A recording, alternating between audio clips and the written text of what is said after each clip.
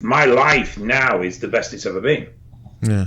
From both financial, security, emotional, relationship. Friends? It's the best. You're friends with me now? I've never had any friends. You're friends with me, so your life is doing a lot better now? We talk every day. Acquaintances. Friends. People I know. Close friends. Acquaintance. Best friends. Hey, what's going on, guys? On this episode of Drugs and Stuff, we have steroids in the news, an unusual outcome to a steroid bust. Then after that, we have listener questions, Proviron as part of your TRT plan, using insulin to control blood sugar issues while taking MK677. We discuss blood pressure and steroids, plus we discuss anxiety while using anabolics, plus a bunch more. We're all going to do that right now here on Drugs and Stuff.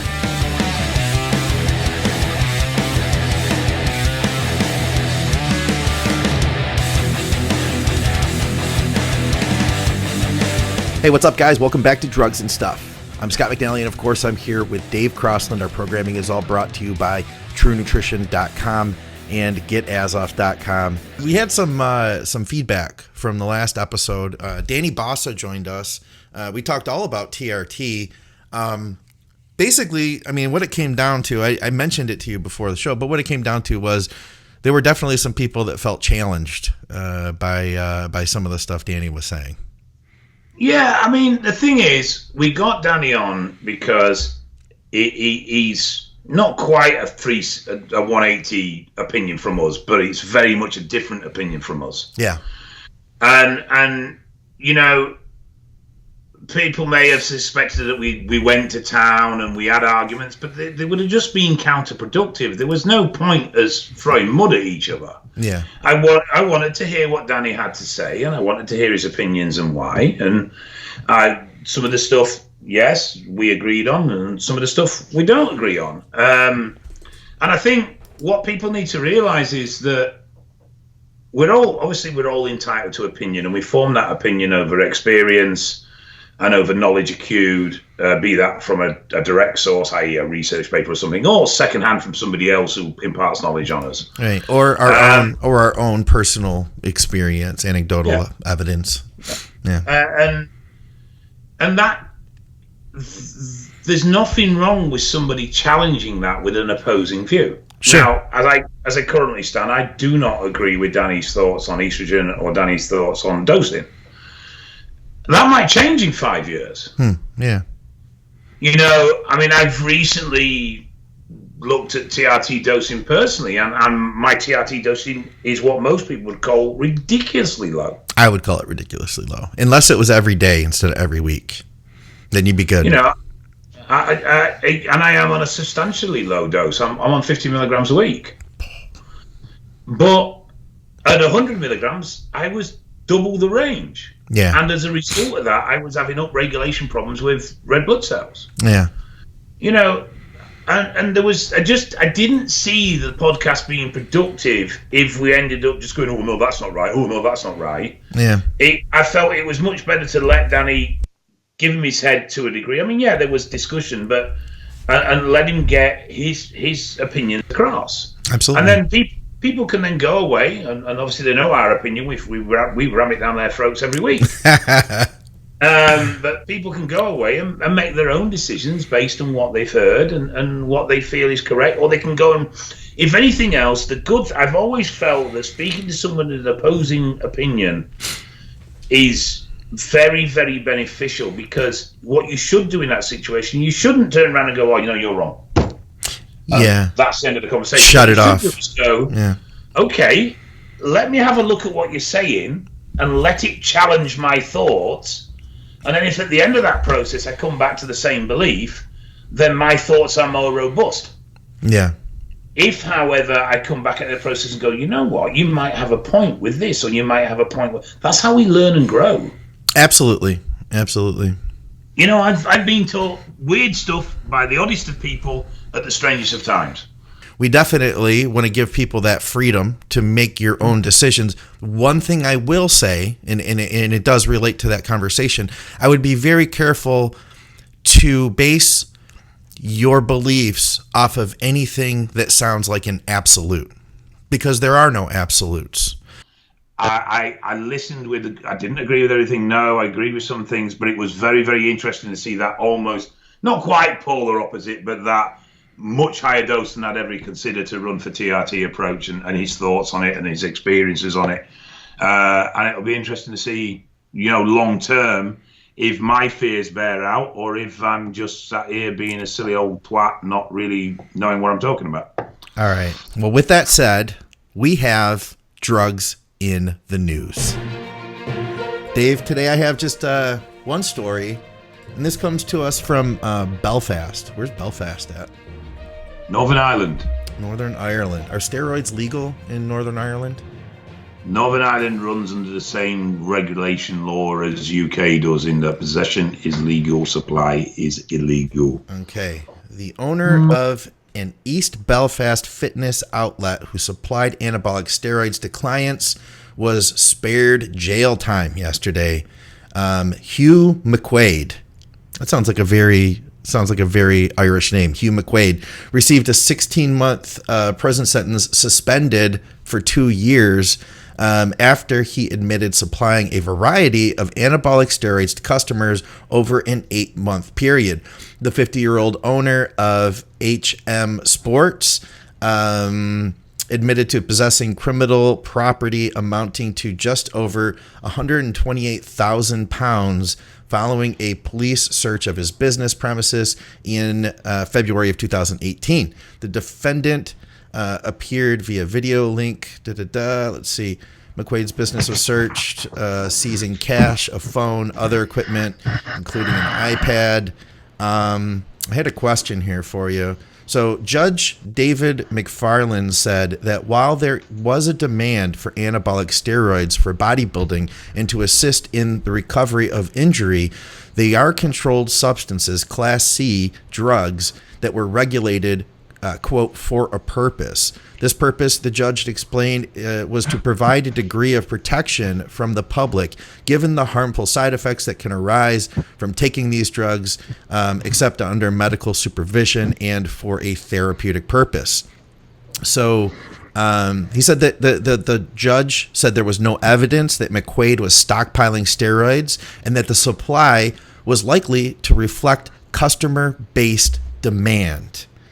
So what does this exactly mean? He basically, he got his sentence suspended in this case because he was not trying to push extra steroids on people. He was just meeting demand. There's not really enough evidence or information to really know what they were thinking. I've got a couple of ideas, but they could be wrong.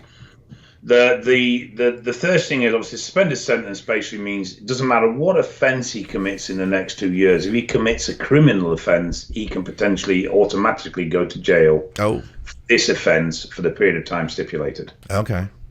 So not for speeding or something like that, but argument's sake, say he got in a fight and caused an assault, and it was proven he was guilty of assault, he could potentially have this sentence added on top, or he could be potentially arrested for this sentence immediately and sent to prison while he dealt with the second offence. Oh, I see.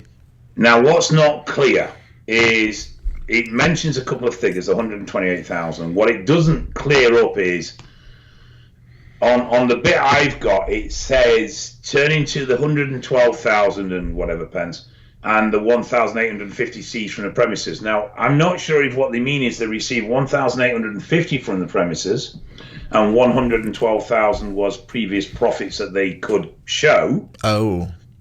Or whether they actually seized £112,000 from the premises and 1,850 from the premises.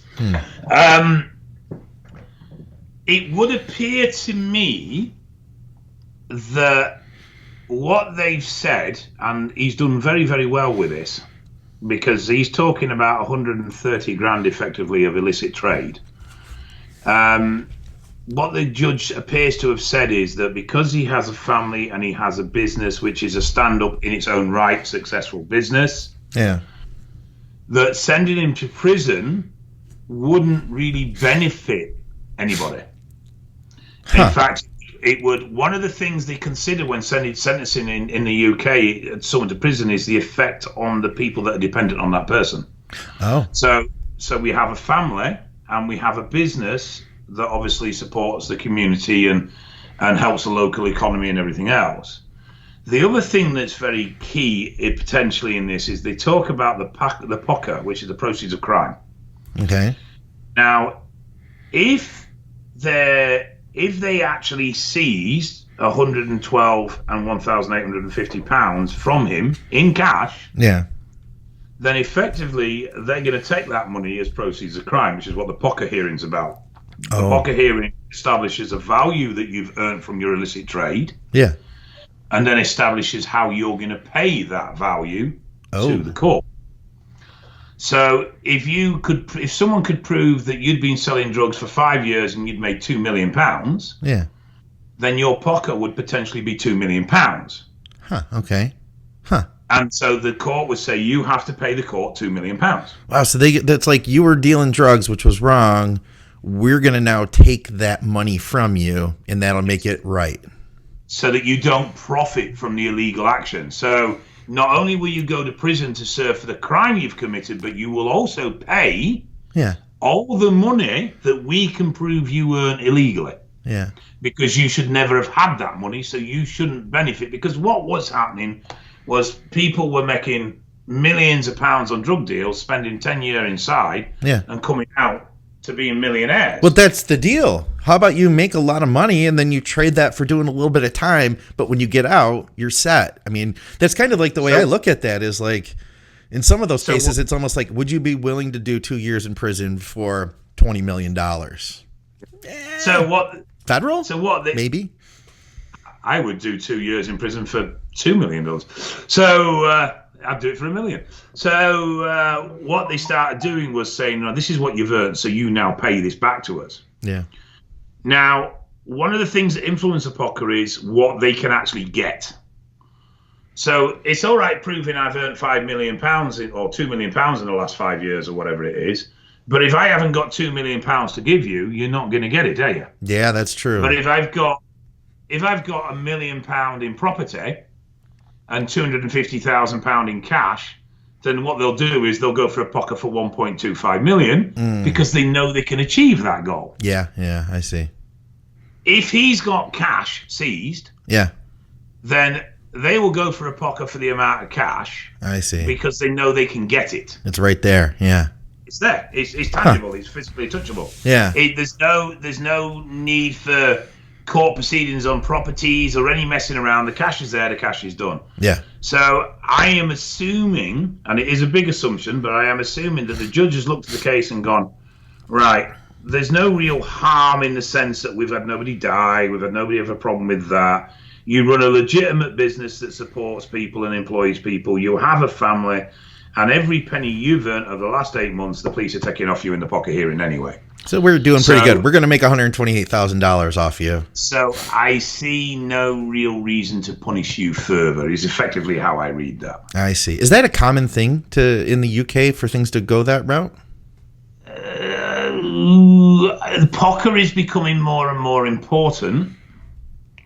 POCA in lieu of a prison sentence, not so much. I find this quite unusual, but definitely POCA is playing a bigger and bigger. I spoke at one of the police conferences last year about the influence that POCA is having on court cases. Oh, really? Interesting. And the influence that POCA is having on the pursuit of court cases. Yeah. So one of the things that's considered, see what happens with that money, well, make it nice round figures. So what happens with the money is it's divided up. So for argument's sake, you've got 3 entities involved in the prosecution of a criminal. You've got the courts, you've got the police, and you've got what we call the Crown Prosecution Service. Mm-hmm. So the court is obviously the establishment in which the hearing is tried. The police do the investigation and the arrest and the enforcement of the law. The Crown Prosecution Service are the solicitor element that put the case together and prosecute the case in court. Yeah. If I got done for 6 million POCA, 3 million would go to the government.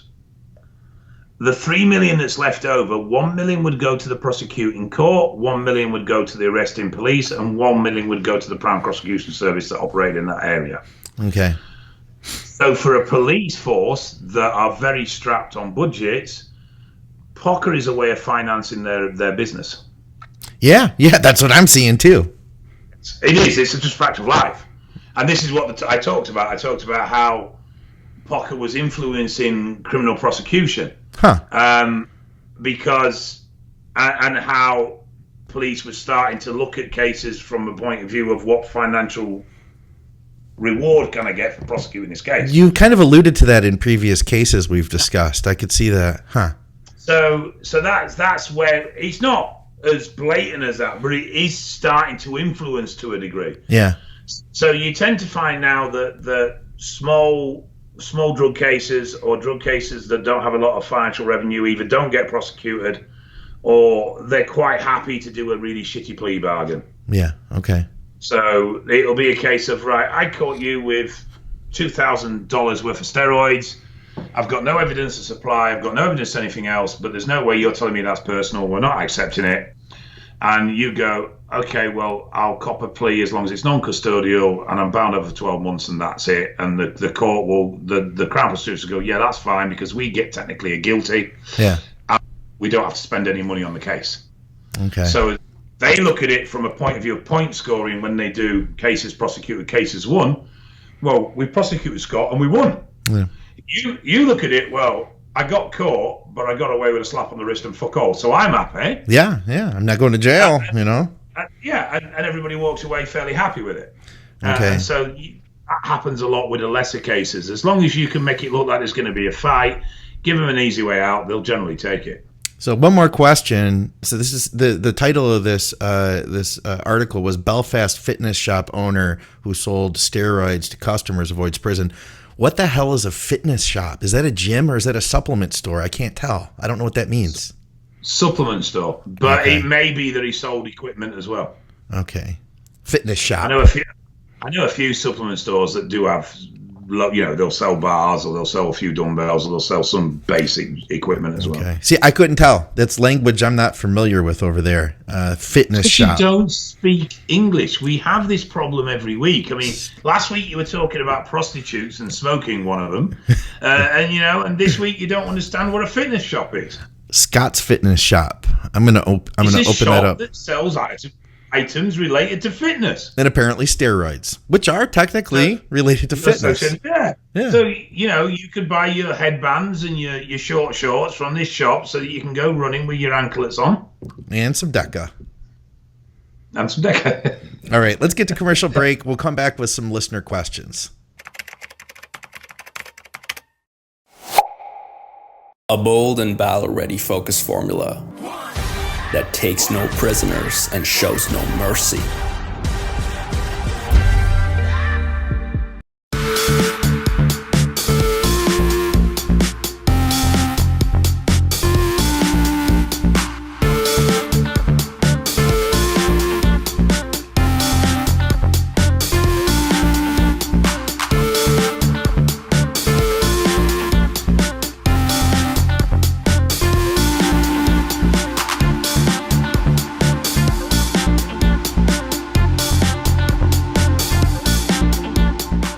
Welcome back to Drugs and Stuff with Dave Crossland. I'm Scott McNally. Of course, as you just saw on our commercials, all our programming is brought to you by GetAzoth.com and TrueNutrition.com. We've got a bunch of listener questions, and to start us out, Steve had a question for you, Dave. I know that you answered this on the previous episode, but what does 50 milligrams a week get you to for blood totals on test? It's putting me at about 25, 26 nmol. Okay. And I'm happy with that. That's fine. I feel fine on it. I don't have an issue. I feel normal. I don't feel supercharged. I don't think anything special. I just feel normal. No kidding. Okay. I'll be retesting in 2 weeks, so I will let people know what my numbers come back in 2 weeks' time when I retest. Okay. Can we get sponsored by Dunkin' Donuts or something? Ooh, that'd be good. I like Starbucks better personally, but if you want Dunkin' Donuts, we can talk to them. Well, Krispy Kreme. Krispy Kreme. Okay. Timmy Hortons. Now that would be a sponsorship. Dave spent time in Canada, so he's a big Tim Hortons fan, I think. Well, there's one in Manchester as well. We've got one over here now. Oh, nice. All right, so let's start here. Does Cialis run daily or every other day actually help impede the growth of smooth muscles, such as your heart? No, in fact, I believe it's beneficial. Yeah, so it would help. It would help you to not get an enlarged heart, is what he's asking. In view of against steroid use, I doubt it will be that equalizing.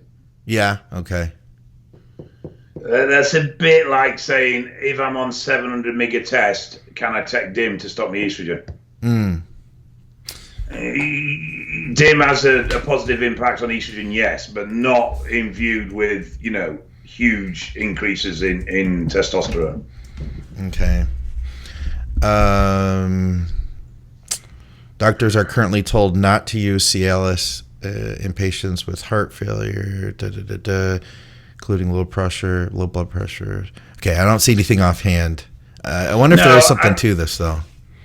My understanding is Cialis is beneficial to the heart if your heart is healthy, but once you have problems with your heart, and heart failure is a very good example, because basically generally heart failure is that your heart can't beat correctly. If you then increase blood flow, which Cialis does do, then you're going to put more pressure on the heart when it's already in a state that it's struggling to beat correctly and keep up with demand. I see. Heart failure is often contributed or a result of arterial fibrillation. Well, some form of irregular heartbeat will often result in heart failure. Yeah. That's what triggered mine, that and being 400 pounds and taking shitloads of gear. Yeah. There's some factors there. Yeah, mine's much improved, actually. Good. Yeah. I'm not quite signed off, but I think when I finish dropping this weight and everything, I probably will be. Nice. Yeah, 42 pound down. Oh, yeah. That's freaking great, man. Okay, how about Proviron for TRT? Question about Proviron being added to TRT in Europe, especially, is this in a way sustainable long term, especially given Proviron's possible negative impact on lipids?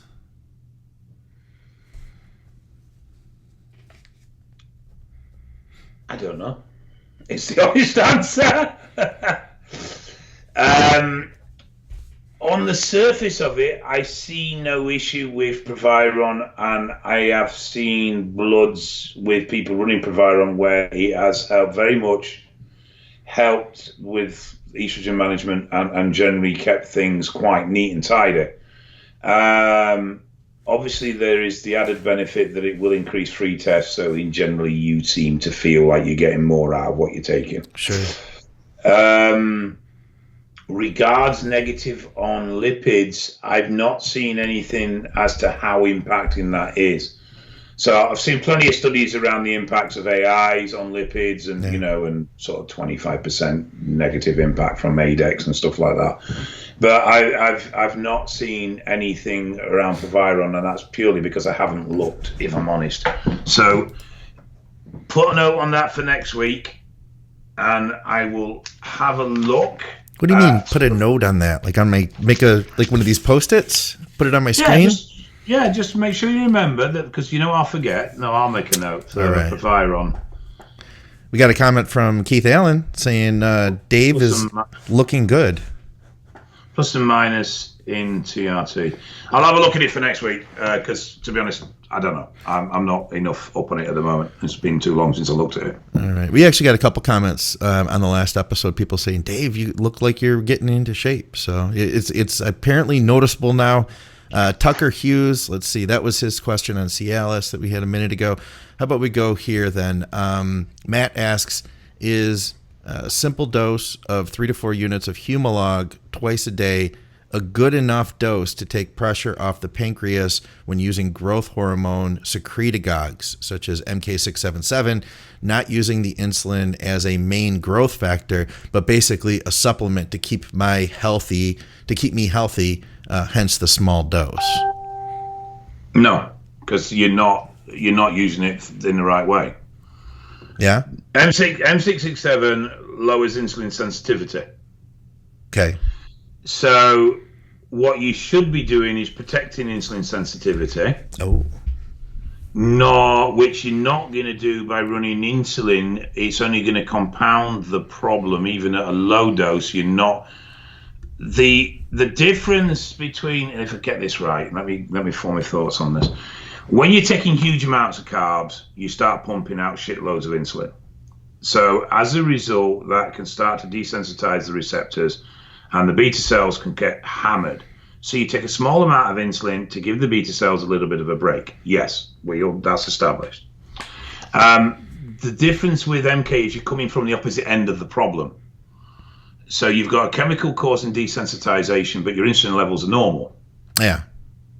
By hyping your insulin levels artificially, your own insulin levels are going to be suppressed. That's not going to really help the sensitivity issue. What you'd probably be better doing is running something like berberine. Okay, yeah. Which would help or periodically putting a keto week in or a couple of ketos week in. Also, increasing cardio. Cardio helps with insulin sensitivity as well. So it's rather than increase the level of insulin in your body to compensate for the low sensitivity, it's work towards increasing the insensitivity. Yeah, I see what you mean. Whereas you can't do that as easily. If you increase sensitivity while you're using huge amounts of carbs, it will just keep driving it down and driving it down and driving it down. The MK works from the back end rather than the insulin working from the front end, if you know what I mean. It's that sort of opposite approach to it. Okay. Yeah. Yeah. Versus you're talking about fixing the issue versus band-aiding it. Really, is kind of something along those lines. One is a compensation, where the other is a prevention. Yeah, yeah. I think that's probably the best way of describing it. You know what? Too, he could test his blood glucose, see where it's at before he does this, and then start the berberine, and then see what his results are from that. You could directly see if it's affecting you. This isn't something where you have to just wonder or think that you feel better, feel like you're healthier. You know what I mean? You could actually check yourself and see for what's going on. BG meat is the cheapest chips. They really are. They're dollars, or in this case, pounds. They're not a lot of money at all. Cheapest chips. Cheapest chips. You said something else that I thought they're real hot potato. They have a real hot potato for DNP. Ooh, we have a DNP question too. I'll have to pull that one up. But while I look for that, let's go to the next one here. This is from Joshua Todd. I've heard there is a push to move people on replacement therapy to Clomid from testosterone. Any truth to this? What is the international pulse on TRT methods at the moment, Dave? Give us the Euro scoop. It's all over. I know a couple of years ago the FDA was making a lot of noise about encouraging the reduction of the availability of TRT to patients and of trying to encourage doctors to be less liberal with their TRT treatments. Yes. Danny said last week that he'd seen the ranges in the States periodically come down. True. To reduce the level of TRT, but the other thing is that if they're dropping the upper and the lower, that would also create more TRT. No, sorry. Yeah, if they're dropping the upper and lower, it would decrease the number of TRT patients qualifying chemically as well. Yes. In the UK, we've seen the top end stay the same, but we have seen the low end drop down a little bit. But TRT, from a prescription basis, is incredibly difficult to get over here. Yeah. There does seem to be a general move across the board to dissuade TRT. Why? Well, someone's no doubt going to turn around and say because they don't want us all to be hench and take over the world. I really don't think that's the driving factor. Yeah. I think the driving factor is most likely cost. Okay. One of the big hot potatoes in TRT treatment is, does TRT cause an increase in heart issue? And the studies are all over the place. There's lots of studies that say they do. There's lots of studies that say don't. And one of the problems in that is that the TRT dosing is so broad, particularly stateside, because you've got so many private clinics offering the service. Whereas in the UK, predominantly our TRT services are the National Health Service. There are private clinics, but they're not. It's not like, I mean, I remember, I think it might have been Danny that said it. Someone messaged him about which TRT clinic do I pick because there's hundreds round by me. Yeah. I don't think the UK has 20, 30 private clinics in the whole fucking country. You're kidding me. Not in actual private clinics. There are private health services, through private medical insurance. Yeah. But the number of private practice TRT clinics is very, very, they are about, but they're very, very minimal. Well, the whole country is small, though, too, so there is that. I mean, you guys are like, what, the size of Rhode Island, I think, right? You can drive in the UK from one end to the other in under an hour. That's a fact. Well, you wouldn't know about driving because you'd be too busy getting on your horse and wearing your hat and your cowboy boots to get from one place to another, wouldn't you? I'm just making shit up and I'm saying it like it's a fact right now. I know. You'll be very popular next week. You'll have a cult following. So, yes, there does appear to be a general restriction of TRT supply. I've always felt that the big driving factor behind it was cost, because obviously if someone goes on TRT, that's them for life. Yeah. That's someone that's drug dependent for the rest of their life. That makes sense to me. Yeah. So for us with a national health, so a centrally funded health service, that's a huge financial burden. Yeah. Stateside, I'm not so sure why the FDA is such a thing for it. I really don't. I mean, the pharma companies love it. I mean, they make a fucking fortune. But I'm really not sure.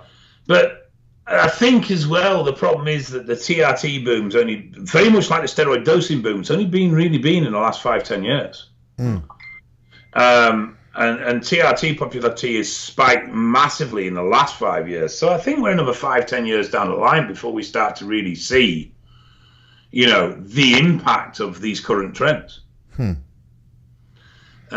We are seeing more and more health-related issues with recreational steroid use. I don't know if we're going to see more and more health-related issues with TRT use.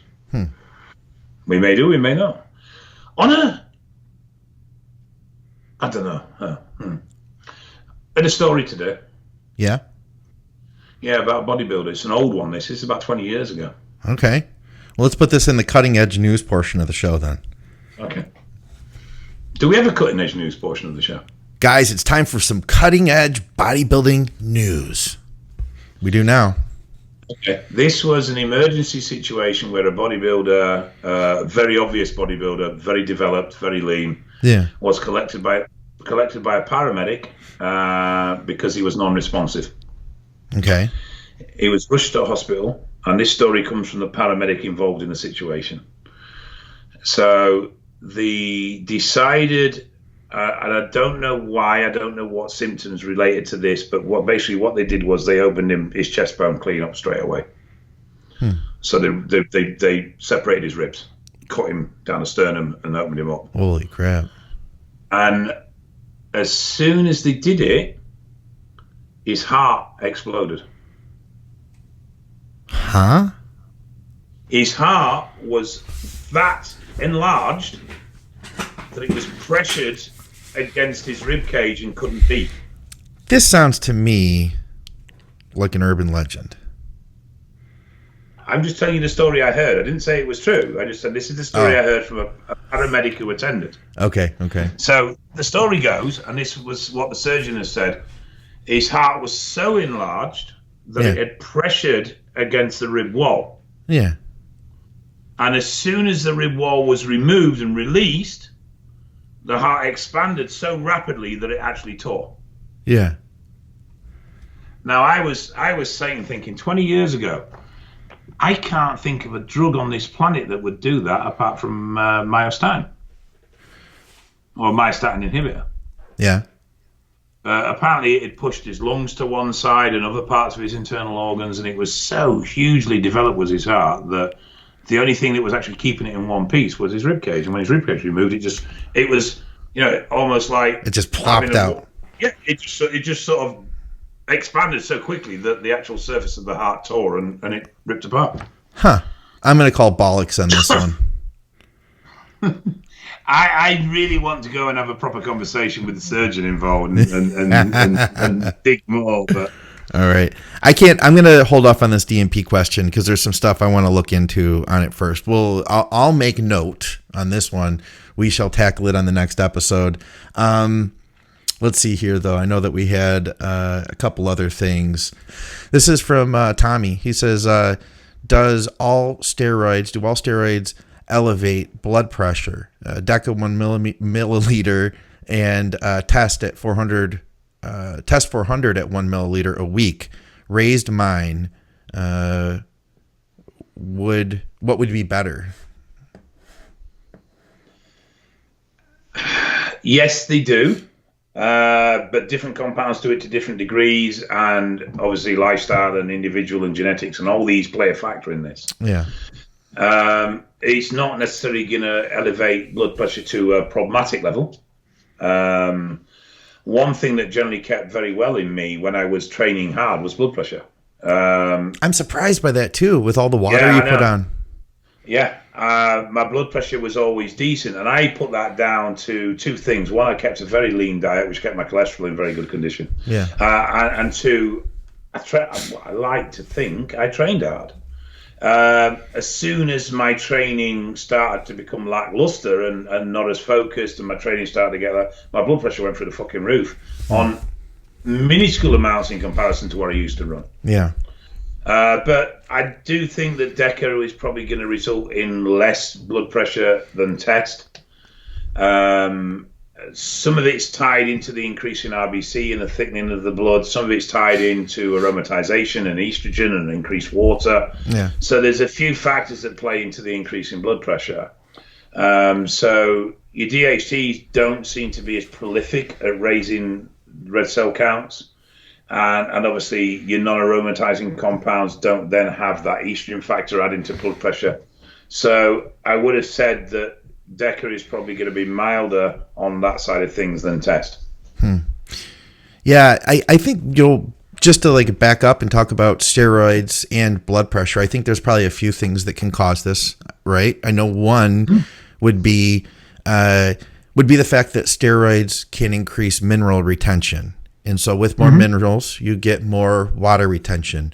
So let's look at fixing that. If you have high blood pressure on 400 test and 1 milliliter DECA, whatever that is, maybe it's, for all I know with these UGLs now, that's like 700 milligrams per milliliter nowadays, I'm guessing it'll be around 300 now. Yeah, there you go. 2 to 3. So it's yeah. not a high cycle, 400 test, maybe 2 to 3 DECA. You could probably do something nutritionally to work on that a little bit. What's your water intake like? Dr. Scott's book, Be Your Own Bodybuilding Coach, which I have on the shelf over there. He says that about 1 gallon is about the average amount of water that you need just to kind of make baseline happen in your life and your body. So are you getting a gallon a day? If not, I would definitely get up to that and see how that helps you. The more water you drink, the more you're going to flush those minerals through. And with an increased mineral retention, you're going to want to drink more fluids. So there's that. Other thing being steroids that are going to have more of a central nervous system stimulating effect.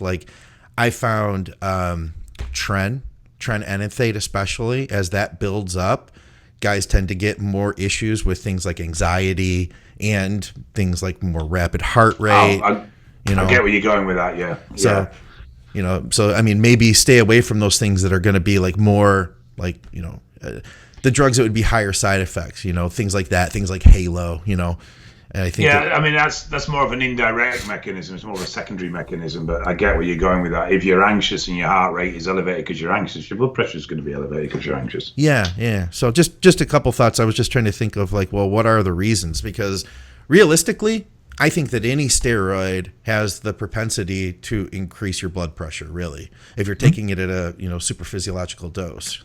Mm-hmm. Yes, definitely.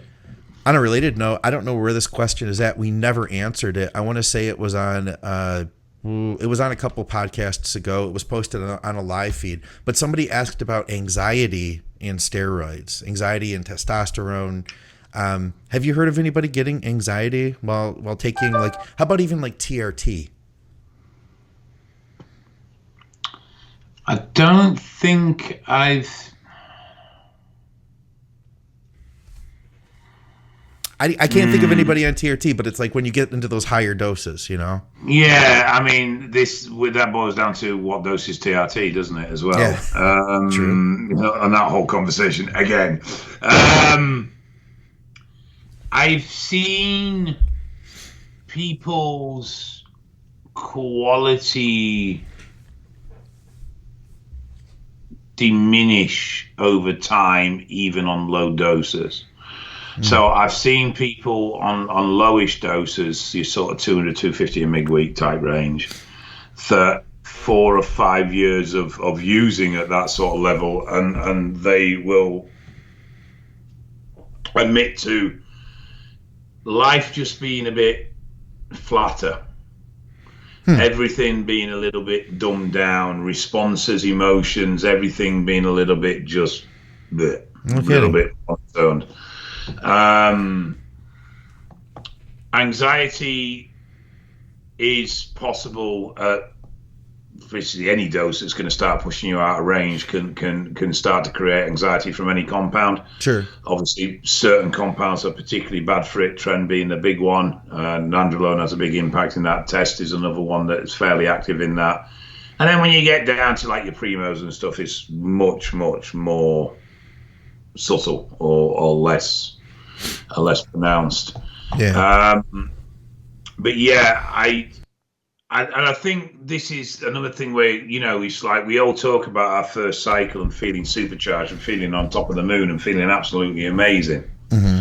And getting by on 3 hours sleep a night and shagging like a rabbit and still growing, Yeah. And yet you ask someone in the 5th, 6th, 7th, 8th, 9th, 10th cycle and they will say it's nowhere near like that anymore. Yeah. I'll tell you that I could remember the first time I ran Tren, and I did suffer from like mood issues from that, major sleep disturbances, which added to mood issues. You're not going to feel good if you're getting shitty sleep and having weird dreams every night. But do you remember your first cycle full stop? Well, my first cycle full stop was 15 milligrams of D-ball for 4 weeks. So I do remember that vividly. That wasn't a cycle. I gained 20 pounds, Dave. I mean, it wasn't all muscle, but I will say that that's the way I felt on the first time of Tren. But the last time I ran Tren, I ran substantially more, and I was fine. Like I didn't, I've gotten used to it. I think maybe am I better at handling that androgen, that high androgen feel? I don't know, maybe, but I do think that I'm become a little desensitized to it as well. I think one of the things with Tren is what I found with Tren is that people will go, I'm fine. Oh shit, I'm not fine now. Yeah. Okay. And have you been? Yeah, I'm running the same dose I've always run. I've always been fine with it before. All of a sudden now it's a problem, and that's just the degenerative effect that Tren has in your brain, and the fact that the toxin and the damage builds up to a point where it then becomes a problem. Okay. But what I was meaning was, most people on they do the first test cycle, 400 mega, 500 mega test a week. Yeah. And they feel like Superman. They feel they're a dog with 2 dicks. Yeah. And they feel like. Okay. Yeah. That's a good saying, that. That's good. And they feel like Superman, they're bouncing off the ceiling. Yeah. You speak to that person 5, 6, 7 cycles later, and it'll be, no, I don't feel like that anymore. Yeah. Everything's a bit, no. Yeah. And I personally feel that the long-term use, and I put this down to predominantly DECA, but I do think test as a play as well, as actually, if I had a range of emotion that was from happiness to sadness or from anger to elation or wherever you want to put in that range. Yeah. That my steroid use has done that with the range. Do you think that steroids have done that to you in general? That like your life in general has less range because you've used steroids, or just using steroids? I think there's a contributing factor from the gear in the fact that my emotional range is not as great as it used to be. Okay, wow. Huh. Yes, I do. Interesting. The science backs it. The science does back it. Yeah. The brain studies do back a downregulation of brain activity and a downregulation of cerebellum and a thinning of the cerebellum and stuff like that. And disruptions and permanent disorder within the sort of magnadia and your emotional control centers within your brain. Yeah. But yeah, I definitely.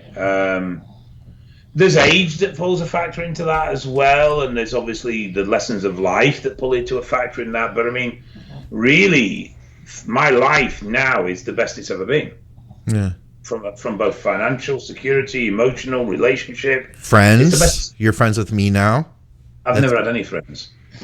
You're friends with me, so your life is doing a lot better now. We talk every day. Acquaintances. Friends. People I know. Close friends. Acquaintance. Best friends. BFF. Yeah. All right. Well, listen, let's get out of here.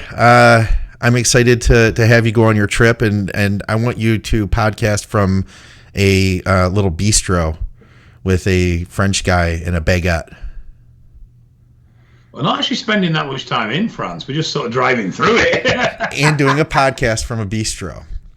I will try and at least do something from somewhere a bit original if I can. Get a baguette.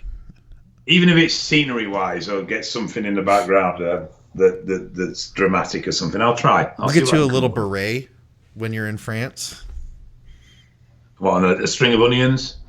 What's that? And a stripy top? Yes, exactly. We'll have you wear that when you're in France. That'll be great. Where's fucking Wally? All right, guys. Well, for another episode of Drugs and Stuff with Dave Crossland, I'm Scott McNally. Our programming is all brought to you by TrueNutrition.com and GetAzoth.com. Guys, we will see you soon.